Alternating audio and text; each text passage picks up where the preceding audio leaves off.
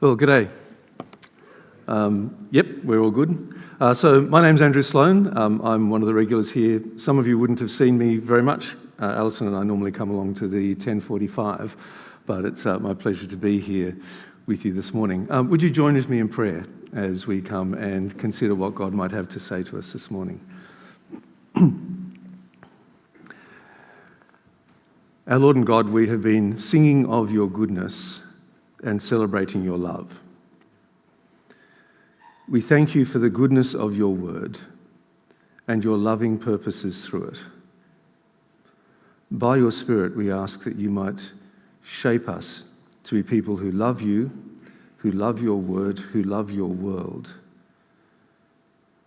Give us a vision, please, of who we are called to be, of who you are as our Creator and our Redeemer and our friend. Refashion our minds and our imaginations that we might see more richly what it is to glorify you.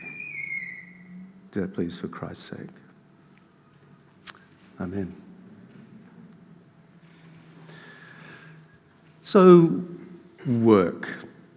Some of you might be old enough. I think we might need to get to the start of the slide. Is that the first one? Okay. That's not where I thought. That's all right. Some of you may be old enough to remember a song that's in one of the great Disney movies. It's sung by the Seven Dwarfs. Do you know this one? I'm not going to sing it because I can't carry a tune in a bucket. But hi-ho, it's off to work we go. There we go. But what does that look like for you? We heard a bit from Matt about what that might look like for him about this time tomorrow. Is your work maybe Monday to Friday in an office? Is your work a delight? Or is it just a slog? Or this week, do you face another round of job interviews? Or perhaps making lunches, changing nappies, the stuff of everyday life. What does your week look like? And how do you see it? One of the things about our vision is that the wrong lens will distort everything. Now, I'm old enough to need these things pretty permanently now. For those of you who use glasses, have you ever picked up the wrong glasses by mistake? And it just does not work, does it? Everything looks wrong. There are a bunch of false lenses distorting perspectives that people have about their work. Some of them you find in bumper stickers, some of them you find in places like this. The one I've seen from time to time, I owe, it's off to work I go. Yep. Work is just this burden that we need to bear in order to pay the money that we need to survive, right? Or the other one, people have it on coffee cups. I'd rather be fishing, which is weird, or surfing, which isn't. That work is an interruption to the things that we really value, yeah? Or people don't normally stick this on a coffee cup or their bumper bar, but we all know these people, don't we? People who have invested so much of themselves in their work that they don't know who they are without it. They invest all their time and energy, the workaholic. They often see themselves as self-made, normally a self-made man, because it tends to be men who think those particular ways. Or one that you find in churches, a particular Christian distortion, what I'd call, following a mate of mine, Gordon Priest, evangelistic rationalism. The idea that the only real value in our work as Christians is to earn money so that we can support our family and pay Dave and Mike and other people who really matter. To support gospel ministry. And to evangelise our colleagues if we get the chance, and I suppose be a decent person. And that's it. That's all that work is for. Now, let me be clear. There is an element in truth in all of those things. That's one of the things that makes them so dangerous, such dangerous distortions, because we do need to pay stuff so that we can live in the world as we find it. There are things that we enjoy, and work enables us to have time to do that. Work is an important part of what shapes us as people. We do have the opportunity to show something of Jesus to the people around us when we're at work. But there's something missing. All of these lenses come with an astigmatism, if you like, a flaw which distorts everything. What none of them include is the notion that our work might have value in itself in God's purposes. That the work we do, not just the work that He does, or the work that I do for that matter, because I teach in a Bible college, so you know, but the work that you do is a contribution to God's kingly purposes in the world. And so what I'd like to do as we kick off this series is give us a better set of lenses through which we can look at our work that will help us see the world rightly and, I think, be better workers and be able to glorify God with all the bits of our lives. So let's start. Thank you for reading a couple of fairly hefty chunks. Good place to start, I reckon, is the start of the story. And so that's where we're going to start, in Genesis 1. And one of the things I'd like to suggest is that in Genesis 1, God is presented to us as a worker. Have you ever thought that? Think about some of the words that we heard. God made. God did. Earlier on in the passage you hear God dividing. Yep? Just, if you've got your Bible there, I'm going to give you a minute. You might want to go to Genesis 1 and just have a bit of a skim through it and look at all the verbs, you know, those doing words, if you remember, if you've got grammar. Those doing words, and look at the things that God does. Let me just give you a minute.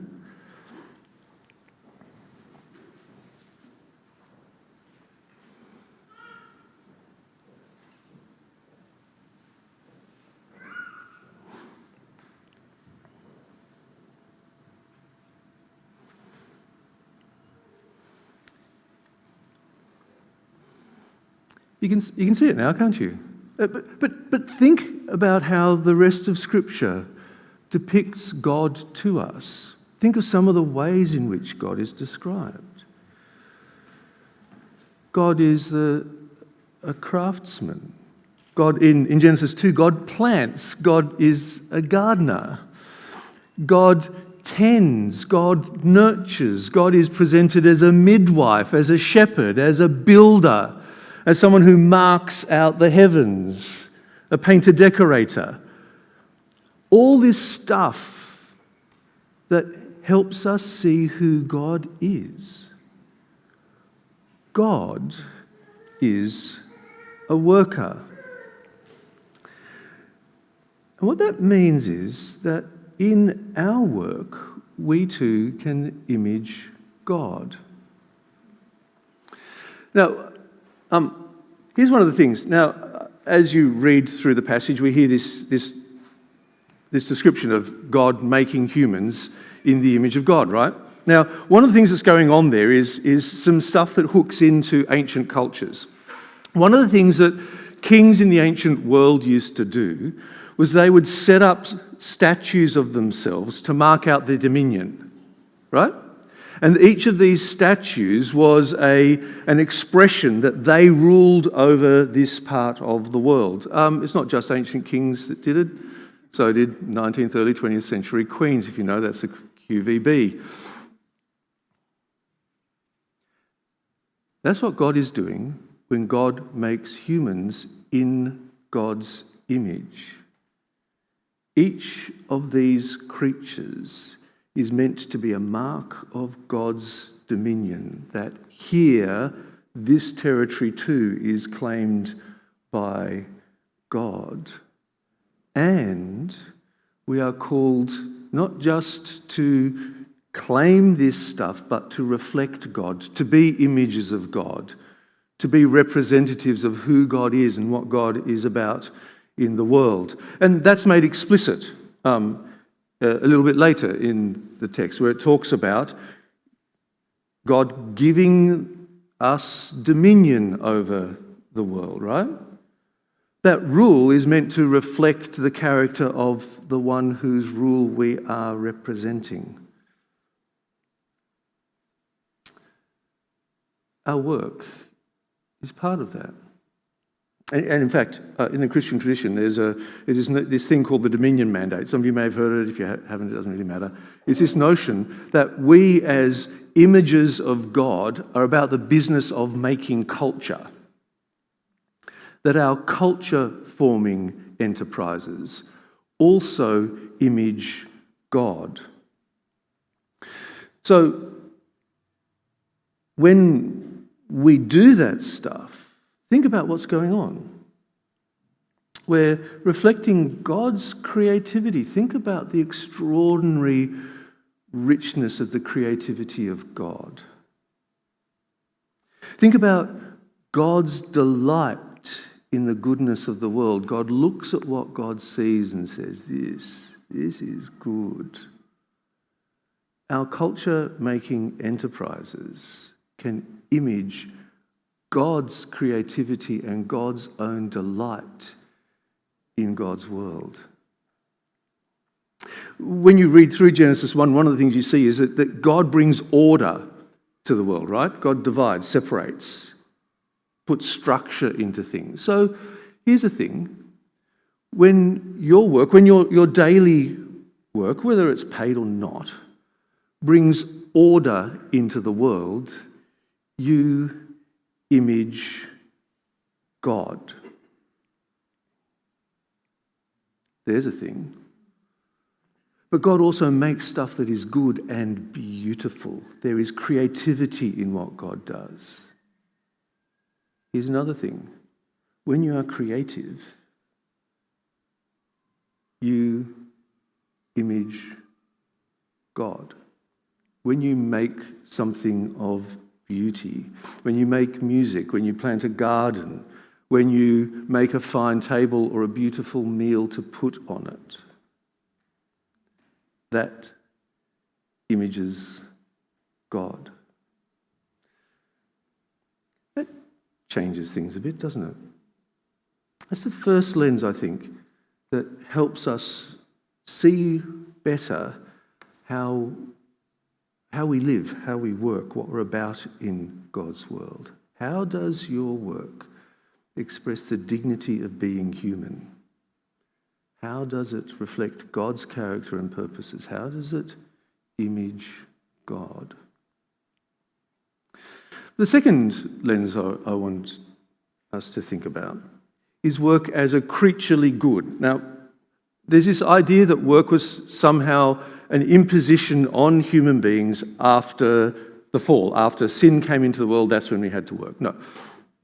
We are, in fact, created to work. Do you notice that? In the second reading, there's some really interesting stuff going on. There's nothing growing yet because there's no rain. And, do you notice? There was no one to till the ground. Yes? And so God creates the first human in this story to what? To look after the ground, to look after the garden, to till it. Yes?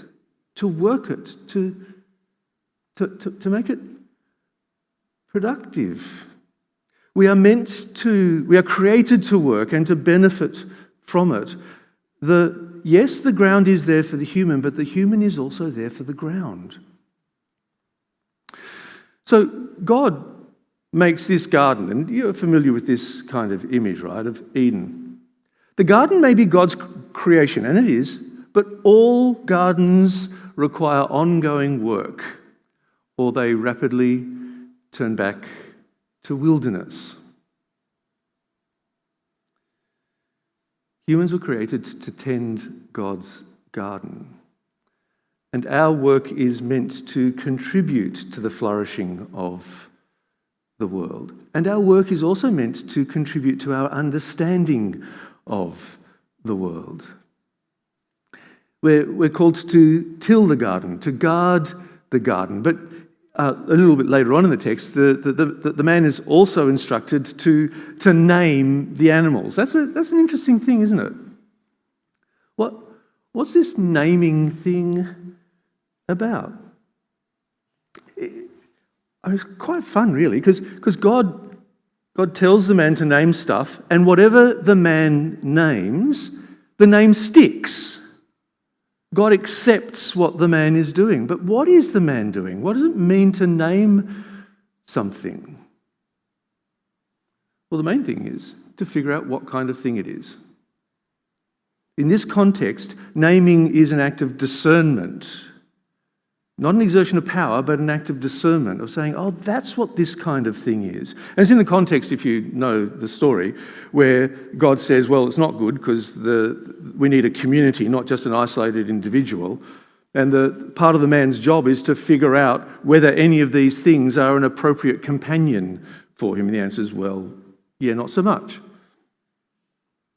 But naming is part of the work that humans are given, seeking to understand the world we find ourselves in so that we know how to navigate our way through it,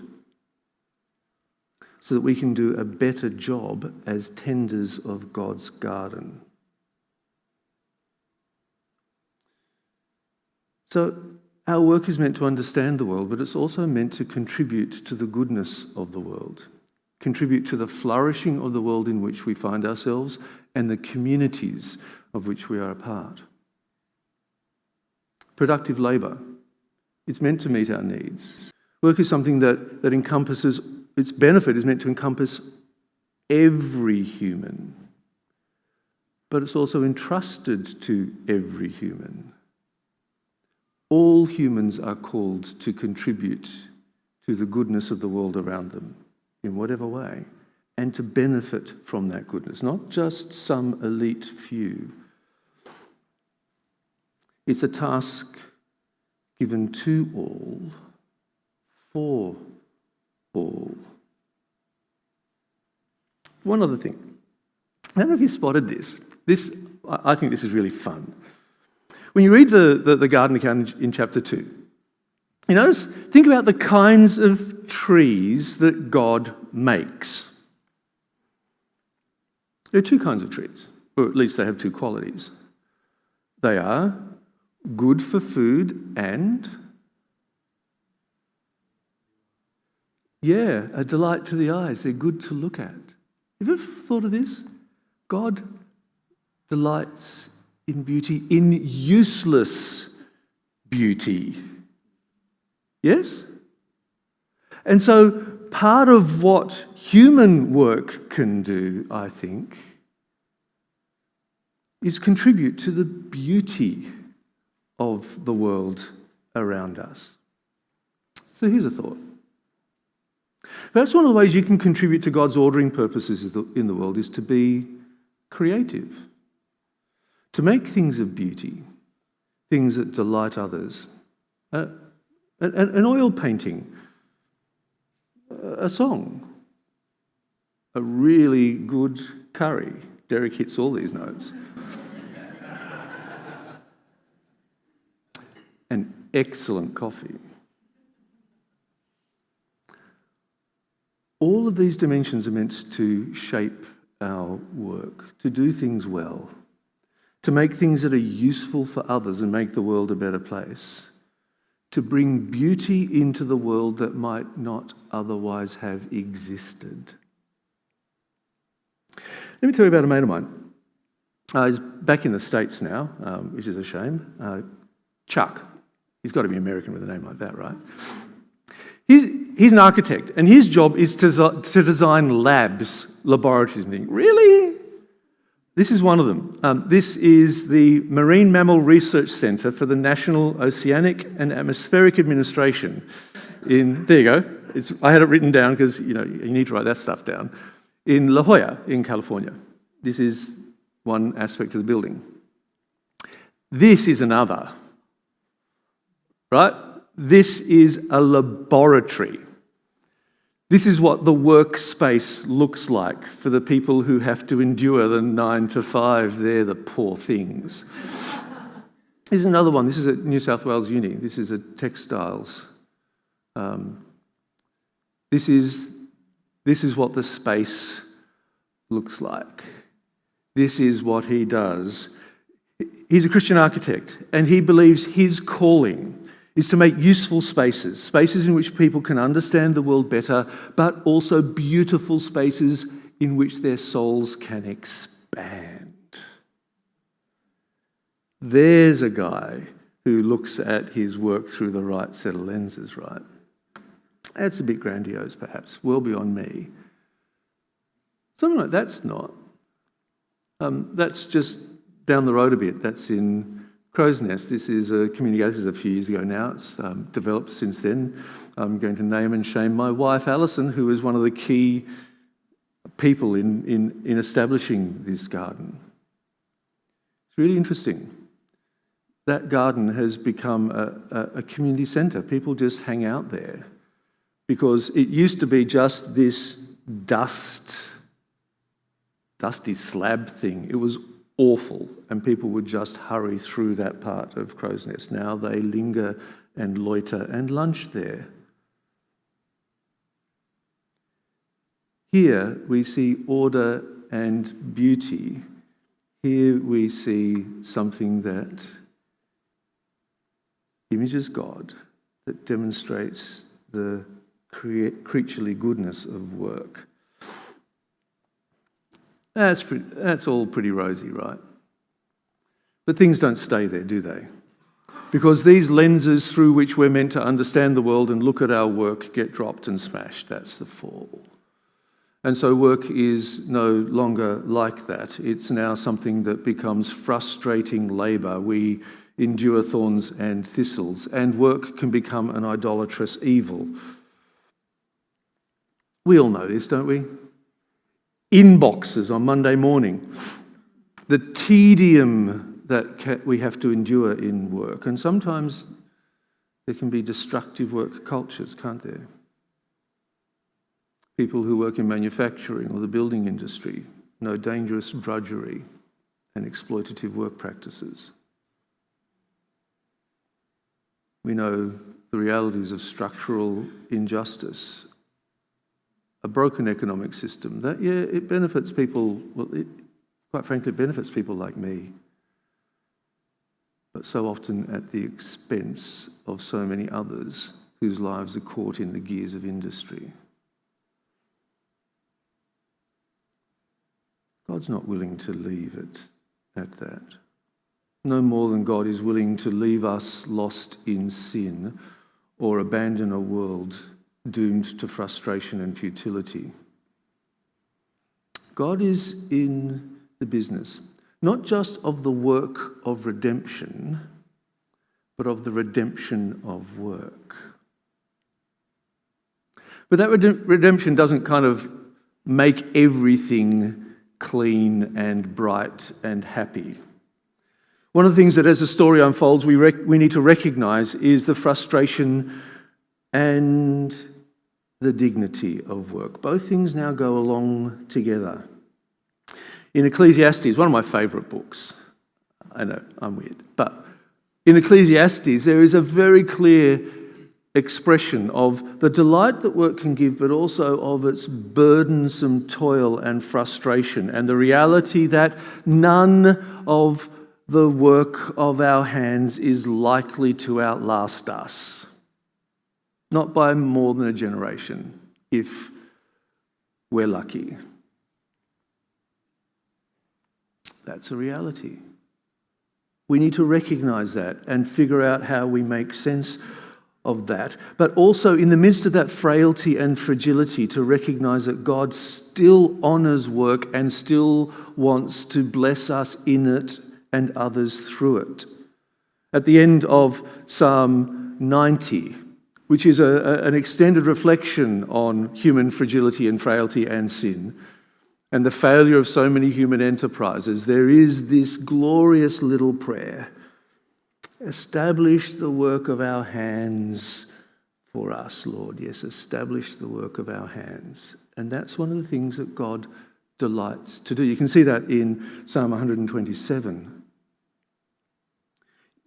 You can see it, interestingly, in the life of Jesus. I don't know if you've ever thought about this. We can get rid of that. Don't know if you've ever thought about this. The kind of messages that go along with who Jesus is and how Jesus goes about his stuff in the world. Jesus is known as the carpenter. Now, he's probably not a furniture maker. He's probably a builder. The word tectone, which is the word that's used, is, a bit of furniture, but mainly building stuff. Yep? That was Jesus. Jesus spent probably about 15 years, maybe more of his life doing that kind of stuff. And think about when he's doing the work of redemption, think about some of the weird stuff he does. Have you ever thought about this? John 9. Jesus does some really cool stuff. Jesus does some dead weird stuff. This is one of the weirder bits. There's a blind man. Yep.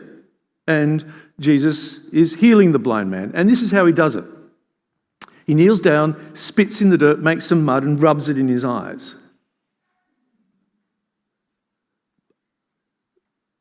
That's got to be a bit weird, right? But think about the message that's going along with that. Jesus, our Redeemer, in his work of redemption and healing, literally gets down and dirty in the doing of it. Do you see what messages that gives about the world in which we live, about our engagement in it? This sense that we often have that getting dirty somehow, something wrong with that? Yeah, no. There's this other bit, right at the end of our story, where God's redemptive plan now comes to its full and final fruition. And there's this little bit, often missed, but profoundly important.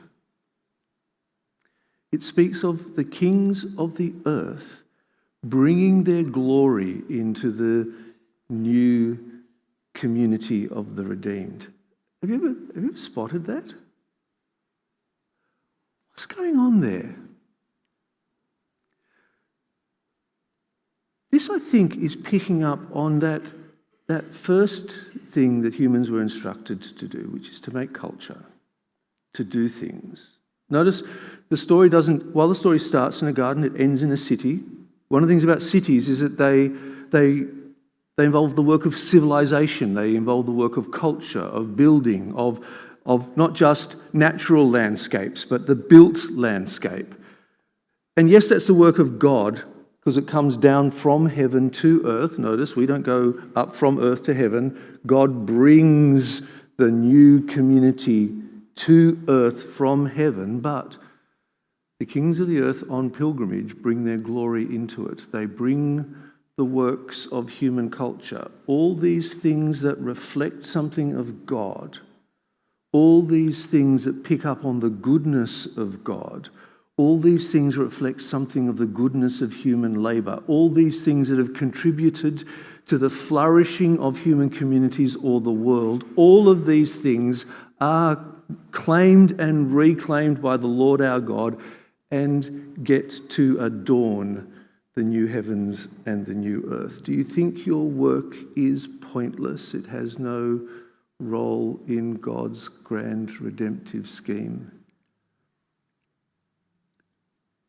Let me suggest you're wrong. All our work can count. All our work contribute to God's glory, can be a reflection of it. At least it can. It provides for us and others, yep.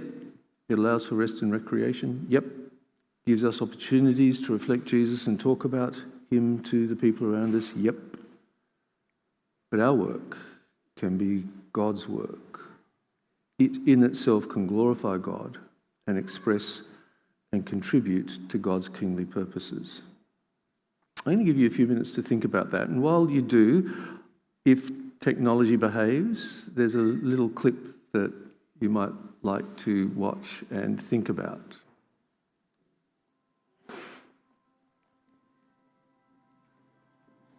I'm just a florist.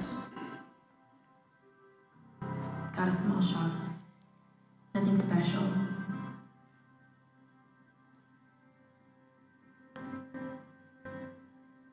Silly way to spend your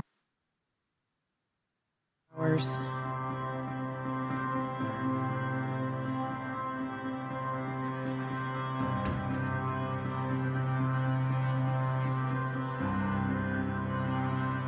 Sometimes I wish I was good at something else. I don't know, a doctor or a missionary. Someone who really helps people.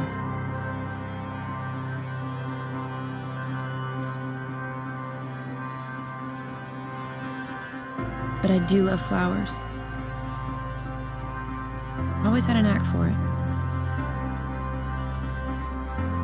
So I do my best to make them beautiful for people. But I know flowers can't change the world. I know I don't make much of a difference. I'm just a florist.